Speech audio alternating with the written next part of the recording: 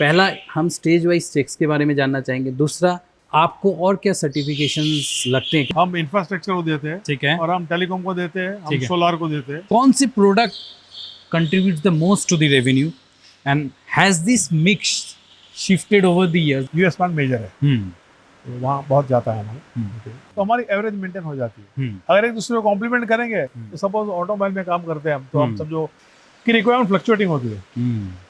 किसी का साइकिल छोटा होता है, किसी का साइकिल बड़ा होता है। हमारे सभी कस्टमर का साइकिल बड़ा है। लास्ट 2 साल में आपका फाइनेंशियल्स मतलब सेल्स डिप हुआ, ये क्यों? प्रॉफिट का तो ऐसा है कि जैसे प्रोमोटर का विजन और आने वाले 5 साल में आप कंपनी को कहाँ लेके जाना चाहते हैं, ये जरूर जानना चाहेंगे। तो आपका क्या मैसेज होगा आपके अपकमिंग इन्वेस्टर्स को?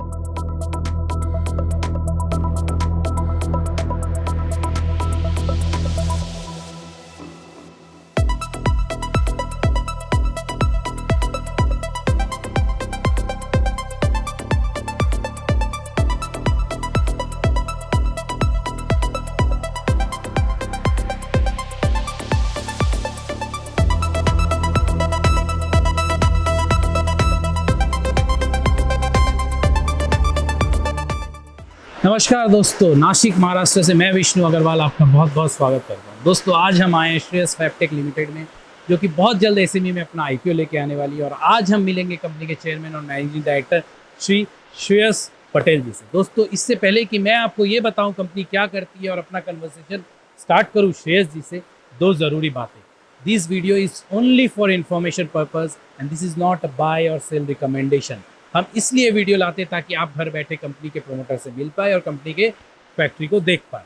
दूसरी सूचना दोस्तों, प्लीज़ सब्सक्राइब दी चैनल को बड़ा करना बहुत ज़रूरी है ताकि हम नई नई कंपनी तक पहुंच पाए। जैसा कि मैंने कहा दोस्तों, कंपनी के नाम से ही पता चलता है कंपनी फैब्रिकेशन बिजनेस में है। कंपनी के करीब 4 यूनिट्स है और कंपनी का एक मेजर रेवेन्यू यूएस से आता है। लेकिन दोस्तों सिर्फ मैन्युफैक्चरिंग यूनिट्स और एक्सपोर्ट रेवेन्यू देखकर किसी कंपनी को पूरी तरह समझना काफ़ी नहीं होता। इस वीडियो में हम जानेंगे श्रेयस फैबटेक की 3 दशक पुरानी बिजनेस जर्नी के बारे में। हम कंपनी के डिफरेंट प्रोडक्ट्स और उनके एप्लीकेशंस को देखेंगे। फैक्ट्री के अंदर हम कंपनी की मैन्युफैक्चरिंग कैपेबिलिटीज़ को देखेंगे। साथ ही मैनेजमेंट से ये भी जानेंगे कि उनकी अवेलेबल कैपेसिटी कितनी है और उसकी यूटिलाइजेशन क्या हो रही है। हम कंपनी की रेवेन्यू ग्रोथ के बारे में जानेंगे और सबसे ज़रूरी जानेंगे आईपीओ से मिलने वाले फंड्स का यूज़ कहाँ होगा। इसके अलावा हम क्वालिटी स्टैंडर्ड्स, कस्टमर अप्रूवल्स के बारे में जानेंगे और आखिर में जानेंगे मैनेजमेंट के अगले 2 से 5 साल का रोड मैप। तो चलिए मिलते हैं श्रेयस पटेल जी से और जानते हैं श्रेयस फैबटेक लिमिटेड की पूरी कहानी। Hello sir, how are you? Welcome to Stock Knocks. Thank you sir. सबसे पहले तो आपको बधाई for filing the DRHP and you're coming out with the IPO. Yes, thank you. So we studied your DRHP. Okay. And we have framed some questions. This is for the benefit for the upcoming investors ताकि उनको और clarity मिले। Why not? So sir सबसे पहले हम ये पूछना चाहेंगे कि आपका बिजनेस के बारे में बताइए कि आप करते क्या? Basically we are into fabrication and metal pressing. Okay. और फैब्रिकेशन में भी हम जो स्पेशलाइज करते हैं वो है हॉट डिप गैल्वेनाइज्ड पार्ट्स। ठीक है। क्योंकि हॉट डिप गैल्वेनाइजिंग जो है वो पार्ट जो है हम भेजते हैं एंटेना मैन्युफैक्चरर्स को। हाँ। आप जानते हैं कि टावर के ऊपर एंटेना लगता है जी, और वो एक टाइम लग गया तो बाद में वहाँ सर्विसिंग करने कोई जाता नहीं वहाँ पर। नहीं, तो उसकी जो क्लैंपिंग के जो पार्ट्स रहते हैं, जो एंटेना को टावर के साथ जो लगाते हैं, हाँ, वो सारे पार्ट हम बनाते हैं। और Okay. वो क्योंकि ऊपर रहते हैं, वो धूप में भी रहते हैं, बरसात में भी रहते हैं, जहाँ हाँ। बर्फ पड़ती है वहाँ भी रहते हैं। हाँ, वो सड़ना नहीं चाहिए। सड़ गया और वहाँ से अगर एंटेना एक नीचे गिर गया हाँ, तो किसी पे गिरा तो आदमी मर ही जाएगा। करेक्ट। वो हमारी क्वालिटी जो है इतनी अच्छी है तो वो सड़ता नहीं है। राइट। ये हमारा एकदम यूएसपी है उसके बारे में। सो बेसिकली आप फैब्रिकेशन बिजनेस में हैं, बेसिकली फैब्रिकेशन, लेकिन एसक्यूज मतलब प्रोडक्ट्स बहुत ज़्यादा है आपके। प्रोडक्ट्स हम डीजल इंजन मैन्युफैक्चरर्स को देते हैं, ठीक है, हम इंफ्रास्ट्रक्चर को देते हैं, ठीक है, और हम टेलीकॉम को देते हैं, ठीक हम है। सोलार को देते हैं, ठीक है, और हम जो सोर्स करते हैं जो एक्सपोर्ट के हाँ, जॉब्स हाँ। उनको देते हैं, विच इज टेको। ठीक है। हम इसमें और डिटेल में आएंगे सर। Yes. लेकिन 30 साल की आपकी कंपनी की जर्नी है, you started Yes. With a proprietorship business. Yes. बड़ा शॉर्ट में सर आप थोड़ा हमको ये जर्नी के बारे में बताइए, how do you start? Journey तो मैंने 93 में स्टार्ट करी। हाँ, उसके पहले 10 साल मेरे अंकल के साथ में मैंने काम किया और learn the tricks of the trade kind. हाँ, तो अंकल ने बोला कि तुम सीख लो पहले, हाँ। डायरेक्ट जंप मत करो बिजनेस। हाँ, 10 साल उनके साथ रह के बहुत कुछ सीख लिया, हाँ, और इनफ सीख लिया, उन्होंने इनफ सिखा लिया मुझे हाँ, कि I could start my own. Okay. और नासिक इसके लिए कि नासिक के good proximity towards Bombay, okay और अंकल की ऑलरेडी 3 फैक्ट्री नासिक में भी थी, थाना में भी थी, हाँ तो उसकी वजह से हम नासिक एवरी वीकेंड आते ही रहते थे हाँ। 5 साल से। तो I like the place. Okay यहाँ लैंड सस्ती थी, बैकवर्ड एरिया बेनिफिट भी थे, हमारी ऑल फैक्ट्री ऐसी करके मुझे बैकअप सपोर्ट था, विच इज इम्पोर्टेंट। ओके। तो सब पे चालू कर दिया, एकदम स्टार्ट कर दिया, फिर गोज ऑन। सर थोड़ा प्रोडक्ट मिक्स के बारे में बताइए और आपके कस्टमर बेस कैसे है उसके बारे में। We started with only one customer, only one customer Cummins. Cummins. Yes, oh और हमारा almost 95% revenue for like next 5-7 years, oh ये उतना ही था। सो 93 to 2000 अगर हम बताएं तो एक ही 2001 कस्टमर, तक समझो, हाँ, एक ही कस्टमर। ओके दूसरे थे but they were only 5% revenue. हाँ 95% रेवेन्यू वाला यही था, हाँ। और पार्ट भी उसमें से एक दो ही पार्ट थे खाली। तो आज के दिन में कितने कस्टमर बेस है और बेसिकली क्या हमारे प्रोडक्ट मिक्स है। बेसिकली हमारे 4 कस्टमर है, और हाँ डीजल इंजन में कमिंस है, हाँ इज अ मल्टीनेशनल कंपनी हाँ इन यूएसए, हाँ। Headquarters in USA, plants everywhere. हाँ। अभी उनका डेवेंटी पार्ट जो प्लांट है यूके में, हाँ। वहाँ हमने अभी थोड़ा स्टार्ट किया है, just okay okay very very minuscule amount, but start किया है, तो वो भी ओपन आउट हो रहा है। यूएस के लिए भी चल रहा था, तो वो भी शायद हो जाएगा। Then there is Amphenol which is telecom company, पहले एंड्रू हुआ करती थी, हमने कॉम्स्कोप हुई, फिर एम्फेनॉल टेक ओवर किया, तो अभी एम्फेनॉल एंड्रू हो गया। They are the Fortune 50 company Amphenol, and they are into many products. ये भी कंपनी उन्होंने टेक ओवर कर ली है। They have got plants all over the world, again multinational company, headquarters in US. ठीक है they have plant in Goa, जहाँ हम पहले सप्लाई करते थे। ठीक है 3 साल हमारा सप्लाई करने के बाद अच्छा रिकॉर्ड रहने के बाद we are open for the export to any of the plants world over. Correct So we are supplying to the Czech Republic plant, the Italy plant, the Mexico plant, the US plant. US plant major है, तो वहाँ बहुत जाता है हमारा। और सब जगह गैल्वेनाइज पार्टी जाता है, ओके टेलीकॉम में सब गैल्वेनाइज जाता है, हाँ कमिंस में स्प्रे पेंटेड और पाउडर कोटेड पार्ट। ठीक है तो उसका फिनिशिंग अलग है, इसका अलग है।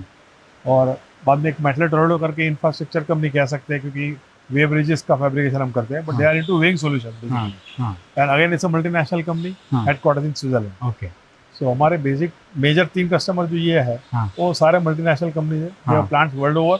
तो सर आपने hot deep galvanise telecom assemblies का प्रोडक्ट के बारे में बताया, डीजल इंजन सब असेंबलीज भी बताएं, यस, फिर न्यूमेटिक सिस्टम्स के लिए भी बताएं। हाँ, न्यूमेटिक एक्चुएटर वाल्व जो होते हैं, उसके जो प्रेसिंग है वो प्रेस पार्ट है, वो फैब्रिकेशन नहीं।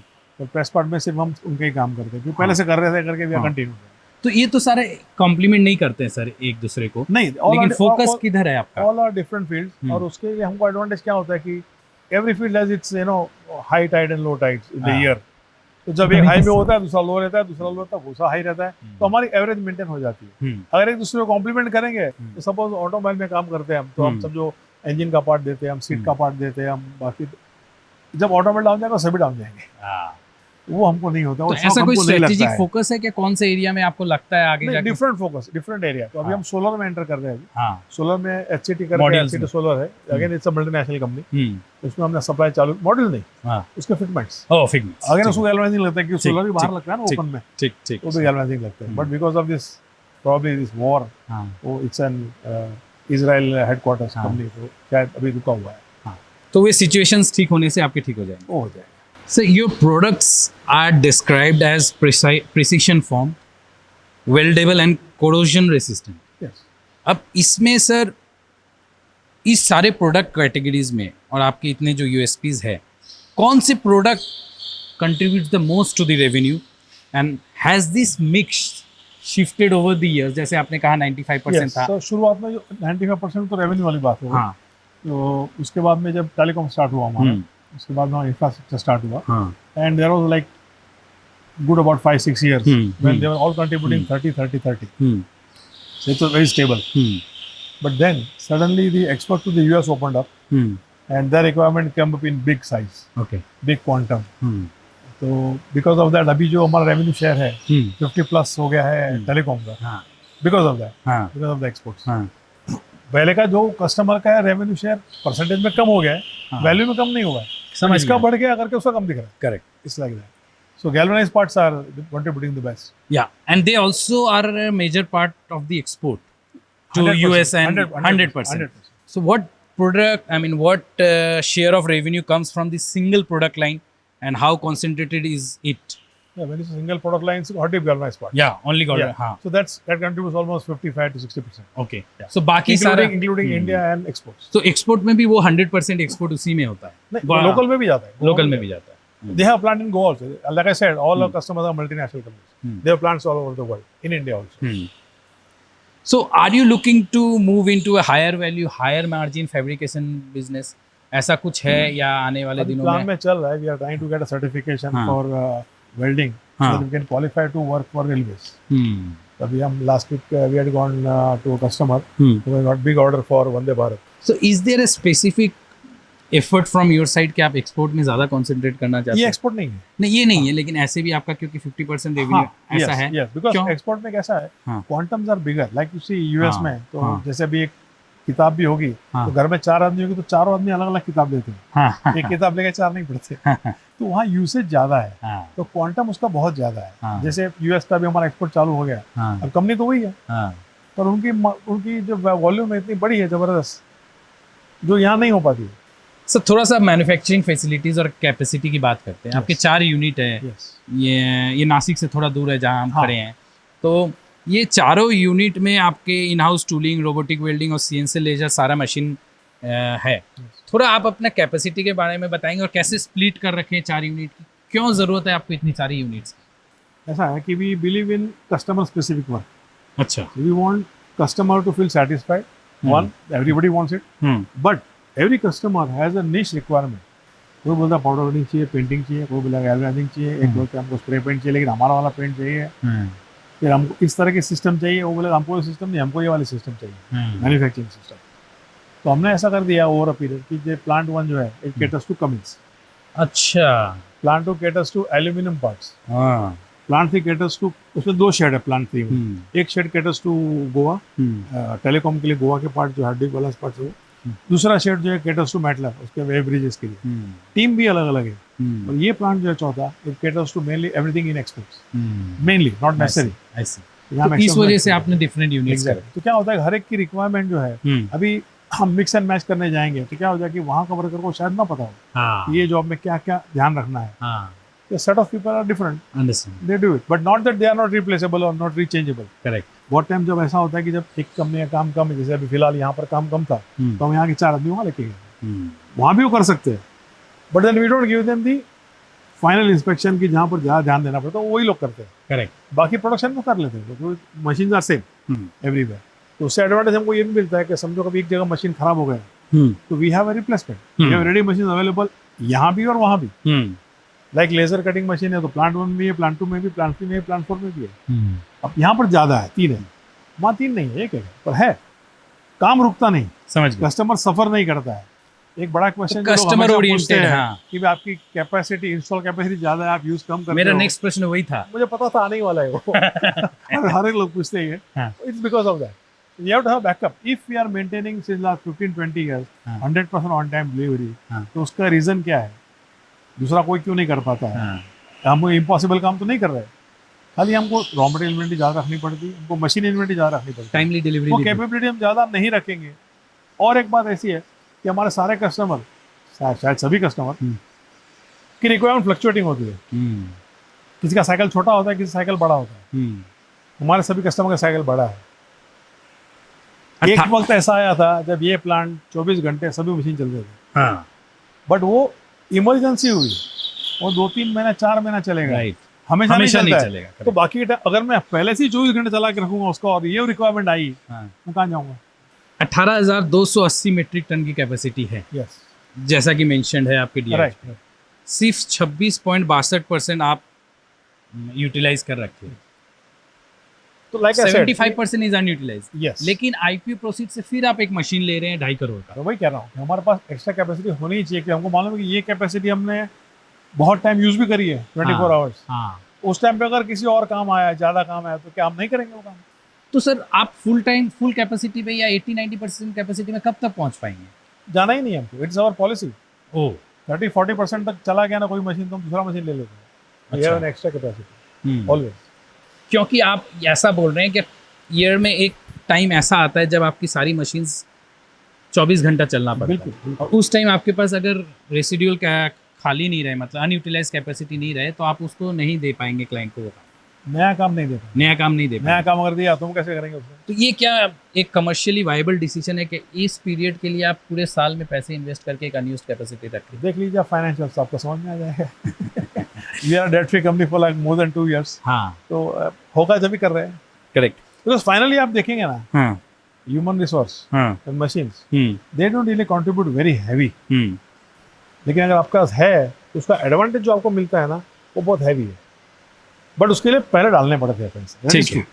तो सब फाइनेंशियल्स की बात कर रहे हैं तो फाइनेंशियल्स पे आते हैं। बिल्कुल लास्ट 2 साल में आपका फाइनेंशियल्स मतलब सेल्स डिप हुआ, डीप हुआ। ये क्यों?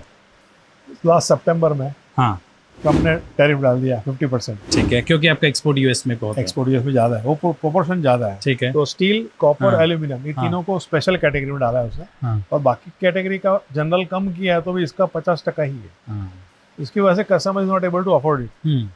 अब ये बात नहीं है कि हमारे से अफोर्ड नहीं कर पा रहा है तो कहीं और से ले पा रहा है, वो कहीं और से भी ले नहीं पा रहा है, because we are still cheaper, but उसकी प्रोडक्ट कॉस्ट बढ़ गई है, तो he is not able to sell his product, so it's a slowdown. और जब तक ये 50% वाला मामला सुलझेगा नहीं, जब तक ये स्लो तो रहेगा।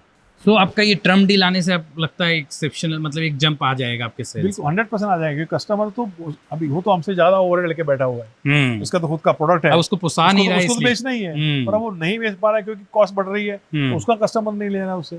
तो ऐसा कैसे हो गया सर, एब्सोल्यूट टर्म्स में प्रॉफिट बढ़ रही है, प्रॉफिट इंक्रीज हो रहा है? प्रॉफिट का तो ऐसा है कि जैसे काम कम होता है ना, एक बात क्या होती है कि आप इन्वेंटरी कम हो जाती है आपकी, तो वो जो प्रॉफिट वहाँ पड़ा हुआ था वो कन्वर्ट हो जाता है। एक वो फायदा होता है, दूसरा डॉलर का भी फायदा हुआ। अच्छा, तो एक फॉरेक्स कस्टमर के कुछ कस्टमर, नॉट ऑल, बट हमारा कस्टमर फॉर्चुनेटली हाँ वो ऐसा सोचता है कि मेरी कॉस्ट कल भी $1 थी, आज भी $1 है। हाँ करेक्ट। सो आईपीओ प्रोसीड्स की अगर हम बात करें, जैसा कि मैंने कहा 2.5 करोड़ रुपया है, 2.25 करोड़ रुपया आप मशीनरी में कर रहे हैं, मेजर पोर्शन आपका 35 करोड़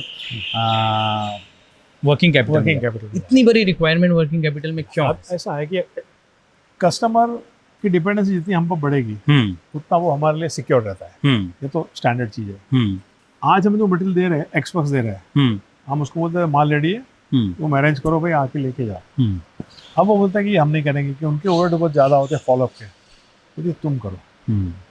तो अभी हम अरेंज कर रहे हैं ट्रांसपोर्ट, फ्रेट, वहाँ तक पहुँच गए। अभी हमारा जो टर्म्स है एक्स वक्त से हो गया DDP, डिलीवर्ड ड्यूटी पेड, उसके वो लोग हमको कॉस्ट दे रहे हैं बढ़ा के, क्योंकि हमारी इन्वेंटरी बढ़ेगी, ये बढ़ेगी। आगे चल के उनका ये प्लान है कि वहाँ पर आप यूएस में वेयरहाउस करो, वेयरहाउस करे, वहाँ प्रोडक्ट रखो, और वहाँ से हमको एज एंड व्हेन रिक्वायर्ड हम लेंगे।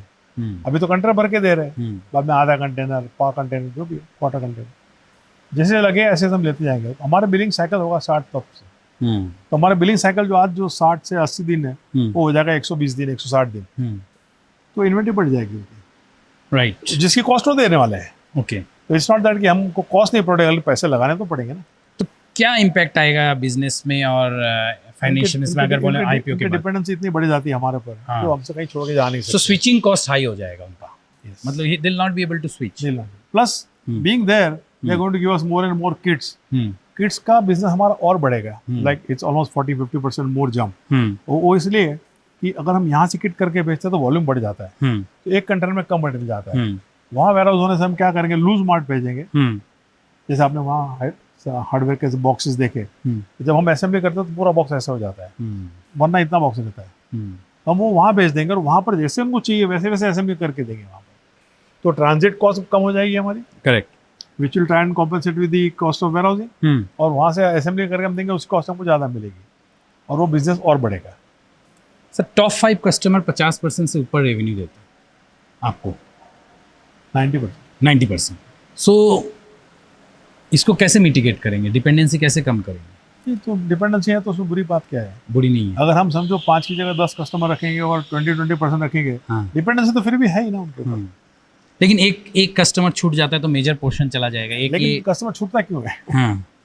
सब मल्टीनेशनल कंपनी है, बंद तो होने वाली नहीं है, बराबर है। सब मतलब भी लाइक फॉर्च्यून 50 है, कोई फॉर्च्यून 500 में है, इतनी बड़ी बड़ी कंपनियां हैं। सर एक सवाल बिफोर मैं क्वालिटी चेक पे आपके लिए आता हूँ। 50% अभी आपका टैरिफ लग रहा है यूएस में।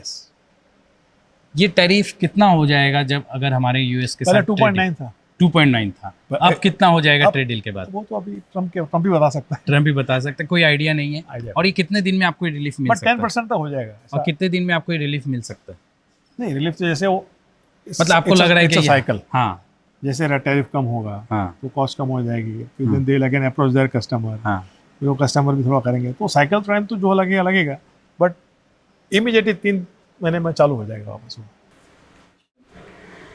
Sir you are 9001 ISO 2015 ISO certified company, Yes, you've been certified for 20 years. 20 years, और आपका एक स्टेज वाइज चेक्स है। पहला हम स्टेज वाइज चेक्स के बारे में जानना चाहेंगे, दूसरा आपको और क्या सर्टिफिकेशंस लगते हैं क्योंकि आप एक्सपोर्ट बहुत ज़्यादा करते हैं, और आपका वेंडर क्वालिफिकेशन प्रोसेस में कितना टाइम लगता है? यानी कस्टमर का हमारे साथ या हमारे वेंडर के साथ? आपके वेंडर के साथ। बेसिकली तो ऐसा है कि हम वेंडर रखते ही नहीं है, हम सब खुद ही करते हैं, ठीक है क्योंकि किसी पे डिपेंड होना मतलब ऐसा होगा कि वो क्या करके देगा पता नहीं। ठीक है so we try to do everything ठीक है। Except the order coding process, वो Okay. बाहर जाती है, ठीक है तो वो भी सर्टिफाइड है बाय दी कस्टमर, उसके पास ही जाती है और कहीं जाती नहीं। ठीक है। हमारे यहाँ फाइनल स्टेज पे इंस्पेक्शन की बहुत जरूरत पड़ती नहीं है हमको, तो फाइनल इंस्पेक्शन होता ही नहीं है? मतलब जरूरत नहीं पड़ती, क्योंकि ईच स्टेज के ऊपर हमारे पास फिक्सर्स है। कटिंग हुआ तो फिक्सर के अंदर डाल के देखना है, बैंड हुआ तो उसका फिक्सर है उसको देखना है बैंड बराबर हुआ कि नहीं, वेल्ड हुआ तो वेल्ड होने के बाद प्रॉपर उसके फिक्सर के अंदर रख के ही वेल्ड होता है, अदरवाइज वेल्ड होता ही नहीं है। तो कहीं भी डायमेंशन चेक करने की जरूरत पड़ती नहीं है, खाली विजुअल चेक करके हम देख लेते हैं कि भाई फिनिशिंग जो है उसमें कम ज्यादा कुछ होता है तो उतना देखना पड़ता है, डायमेंशन चेक करने की जरूरत नहीं पड़ती है। अच्छा हाँ, क्योंकि वो हर स्टेज में फिनिश जॉब के लिए भी हमारा फिक्सर है। अच्छा तो सैम्पलिंग बेस में वो भी चेक करते हैं, ऐसा नहीं कि बिल्कुल नहीं चेक होता है, हाँ सैम्पलिंग बेस में वो भी चेक होता है, हाँ। और बाकी जो चेक जो जैसे आप देख रहे हो यहाँ पर हाँ हर एक जॉब को 100% चेक होता है। हाँ। मतलब ये जरूरत नहीं कि फाइनल में जाके चेक हो, हर नहीं। स्टेज पे चेक स्टेज वैसे चेक हो जाता है, तो बाद में फाइनल में कम तकलीफ रहती है। सब बहुत शॉर्ट में यस, हम आपके मैन्युफैक्चरिंग प्रोसेस के बारे में जानना चाहेंगे, एकदम स्टार्ट से स्टार्ट कीजिए क्योंकि आप शीट्स लाते हैं, उसके बाद क्या होता है प्लीज बताइए। जैसे कि आप देख रहे हैं कटिंग के लिए हमारे पास CNC लेजर कटिंग है, हाँ। CNC ऑक्सीफिल कटिंग भी दूसरे प्लांट में है, CNC लेजर कटिंग भी है हमारे पास शेयरिंग मशीन है, हमारे पास बैंक्सो कटिंग है। तो जिस प्रकार का स्टील आता है हाँ। उस प्रकार की कटिंग के लिए जो जो लगता है सारे हमारे पास है, ठीक है। तो वो कटिंग हो जाता है, कटिंग होकर फिक्सर में चेक हो जाता है। हाँ जैसे ये भी चेक हो जाएगा डायमेंशनली ओके है, यहाँ से ज़्यादा बाहर निकला नहीं है, और सारे होल्स कटे हैं हाँ वो अंदर बैठ जाता है, वरना एक होल मिस हो गया तो यहाँ पकड़ा जाएगा वहीं पे। हाँ तो ये स्टेज वाइज इंस्पेक्शन हो गया हर स्टेज का। अच्छा उसके बाद में जाता है बेंडिंग के लिए, हाँ जिसको बेंडिंग है, वेल्डिंग को जिसको वेल्डिंग है, या हाँ। बेंडिंग के बाद वेल्डिंग है तो बेंडिंग के बाद वेल्डिंग है, हाँ ऐसे आता है। वेल्डिंग के लिए भी हमारे पास आप देख सकते हैं कि वेल्डिंग रोबोस है, हाँ। 3 रोबो लगे हुए हैं, हाँ हमारे पास 2 वेल्डिंग SPMs भी है यहाँ हाँ। पर, दूसरी कंपनी में प्लांट्स में भी SPMs लगे हुए हैं। हाँ। तो जो रिपीटेबल जॉब्स है उसको हम SPM बना देते हैं, मतलब हाँ। स्पेशल पर्पज मशीन समझ गए। वो वेल्ड करने के लिए। तो उससे हाँ। क्या होता है, कंसिस्टेंसी ज़्यादा आती है, हाँ। ह्यूमन इंटरवेंशन कम होता है, ह्यूमन हाँ। स्किल कम लगती है, हाँ तो हमारी डिपेंडेंसी ऑन ह्यूमन थोड़ी कम हो जाती है, कम आदमी में ज़्यादा एफिशिएंसी होती है, जॉब अच्छे निकलते हैं, कॉस्ट कम हो जाती है। 2 और promoter mister Arjav Patel and my Mrs son. Ushma Patel, my wife, या सो आपके सेकंड जनरेशन बिजनेस संभालने के लिए रेडी है? They are into he this. is with us. He is with- Yeah, Okay. he's a director in the company. Yeah. अगर मैं आपको बोलूँ सर कि अगले 2-3 साल में कौन सा बड़ा रिस्क है, मैं आपको ऑप्शंस देता Yes. हूँ। जैसे US ट्रेड पॉलिसी है, एक वर्किंग कैपिटल स्ट्रेन है, क्योंकि आप लो कैपेसिटी में चल रहे हैं, क्या लगता है आपको कौन सी बड़ी थ्रेट है और कैसे आप मिटिगेट करेंगे? बेसिक थ्रेट तो खाली पॉलिसी हो सकती है, अच्छा ट्रेड पॉलिसी में अगर कुछ फर्क आया तो होगा, उसके अलावा कुछ नहीं हो सकता। कोई स्ट्रक्चरल चेंज आपको लग रहा है 2-3 क्योंकि साल में नहीं, हो सकता है? नहीं, हाँ नहीं, क्योंकि कैसा है कि उसके अलावा मतलब जैसे हाँ। हम एक्सपोर्ट कर रहे हैं, हमारा हाँ। एक्सपोर्ट कंपोनेंट ज़्यादा है, हाँ उसमें कुछ फर्क आया तो हमारा बिजनेस थोड़ा हिट हो सकता है। ये एक बात हो गई। लाइक आई सेड, कस्टमर फिर भी हमसे सस्ता कैसे ले नहीं पा रहा है आज भी, तो वो प्रॉब्लम नहीं है, बट यस हिट हमको हिट आ सकता है। हाँ उसके अलावा का जो भी प्रॉब्लम होगा विद इन इंडिया का जो होगा, हाँ इंडिया की ट्रेड पॉलिसी चेंज हुई या हाँ। और कुछ हुआ, तो वो सबको इफेक्ट होने वाली है। हाँ। तो हमारे कॉम्पिटिटर को भी सेम इफेक्ट होने वाला है, हमको कम से कम होगा। सर अब हम अंतिम पोर्शन में आ गए हैं, यस जहां हम आपसे बात करेंगे आपके future road map, yes target और रेवेन्यू आउटलुक के बारे में। बिल्कुल। क्योंकि आप अभी तक लिस्टेड नहीं है तो हमारे पास ये क्वेश्चन है, हम आपसे ये पूछ सकते हैं, क्या आउटलुक है, revenue outlook next 1 to 2 years, और क्या ऑर्डर पाइपलाइन है आपकी? अभी ये साल मैं ज़्यादा नहीं बोल सकता, हाँ क्योंकि अभी वो ट्रम्प के ऊपर थोड़ा डिपेंड करेगा। हाँ और दूसरी बात, वी हैव हाँ। Already approached companies who are into railway manufacturing, railway के जो कोचेस वगैरह है, they are ready to give us the jobs. लेकिन वो डेवलपमेंट होके पाइपलाइन में आने को अगला साल जाएगा, इसकी इफेक्ट अगले साल में आएगी, तो अगले साल डायरेक्ट हम 150 करोड़ जा सकते हैं। ओके यस सर, एक 5 years का आपने रेवेन्यू टारगेट दिया है, लेकिन Yes. एक सर थोड़ा कैपेसिटी यूटिलाइजेशन को कितना बढ़ाएंगे, एक्सपोर्ट शेयर्स में कितना? कैपेसिटी यूटिलाइजेशन हमारी तो पॉलिसी है 40% के ऊपर गया कि हम नया कर देते हैं। अच्छा, we always have that capacity. 50% capacity अपनी स्पेयर होनी ही चाहिए, हाँ उसके बाद काम नहीं करना। सर, एक overall question, how do you see the Indian metal fabrication industry, और क्या लग रहा है? Never going to die, never going to die, Never going and exports इसमें इंक्रीज ही होगा, एक्सपोर्ट गिवन दैट चाइना होगा। Is so competitive. आप एक बात से बोल लो, चाइना कितने भी कॉम्पिटिटिव हो, चाइना जो कंज्यूमर आइटम है ना, हाँ। वहाँ हम उसको कॉम्पीट नहीं कर पाते। मैन्युफैक्चरिंग में हम चाइना को कॉम्पीट कर ही लेते हैं। हमारे सारे जो ऑर्डर जो टेलीकॉम के आए हैं, पहले चाइना ही देता था, हाँ अब हम दे रहे हैं। एक दूसरा एडवांटेज ऐसा है कि हाँ। हम जो देते हैं क्वांटिटी कम रहती है, हाँ वैरायटी ज़्यादा रहती है। चाइना को उसमें इंटरेस्ट नहीं रहता, और इंडिया में वैसे भी हमारे यहाँ कम क्वांटिटी और ज़्यादा वैरायटी में ही काम चल रहा है। करेक्ट। मास पे करने वाले बहुत मल्टीनेशनल। सो आप अपनी जगह में, आपके लिए चाइना की कंपटीशन नहीं मैटर करती? बिल्कुल नहीं। सो सर, आपने पेशेंटली सारे प्रश्न का हमारा जवाब दिया। Yes. आपका आईपीओ आने वाला है, उसके लिए बहुत बहुत शुभकामनाएं Thank you हमारे very और much. हमारे दर्शकों की तरफ से। बिल्कुल। Thank you for being with us. एक लास्ट में जरूर कहना चाहूंगा Please, sir. Audience is yours. Investor को खास करके हाँ कि जैसे आपने एक क्वेश्चन किया मुझे, हाँ। जो मुझे अच्छा लगा इन वे, हाँ कि भाई 30 साल में आप इतना ही बड़े हैं, इससे हाँ। ज़्यादा बढ़ना चाहिए था। हाँ मेरा ये कहना है कि बड़ा टर्नओवर इज इम्पोर्टेंट और प्रॉफिटेबिलिटी इज इम्पोर्टेंट। इन्वेस्टर के लिए क्या इम्पोर्टेंट है? सो आप प्रॉफिटेबिलिटी में ज्यादा है, माने you hire margin. I believe in working with the customers हाँ। whom I can supply some niche product, some niche finishing, जैसे कि galvanizing एक niche हो गया हमारा। बाकी जो हमारे जो मेटल के जॉब बनते हैं वो साइट पे जाके असेंबल होते हैं। उसके इंस्पेक्टर हमारे यहाँ आते थे, बोले हर जॉब हम इंस्पेक्ट करेंगे, बाद में ही जॉब जाएगा कि पैन इंडिया जाता है। करेक्ट और वहाँ साइट पे जाके असेंबल होता है, वहाँ कुछ हो गया तो वो कुछ नहीं कर पाते। करेक्ट। तो पहला दूसरा तीसरा जॉब के बाद में बोलते हैं अभी हम महीने में एक बार आएंगे, हाँ और जबकि उसका दूसरा वेंडर 10 साल से दे रहा है, उसको हर जॉब चेक करना पड़ता है उसको। हाँ बाद में वो क्वार्टर में आने लगा, बाद में साल में एक बार आने लगा, अभी तो लास्ट 10-12 साल से आया ही नहीं। करेक्ट। तो ये इंपॉर्टेंट है इन्वेस्टर के लिए जानना कि भाई who are they working with, Right. what kind of manufacturing ethics we have।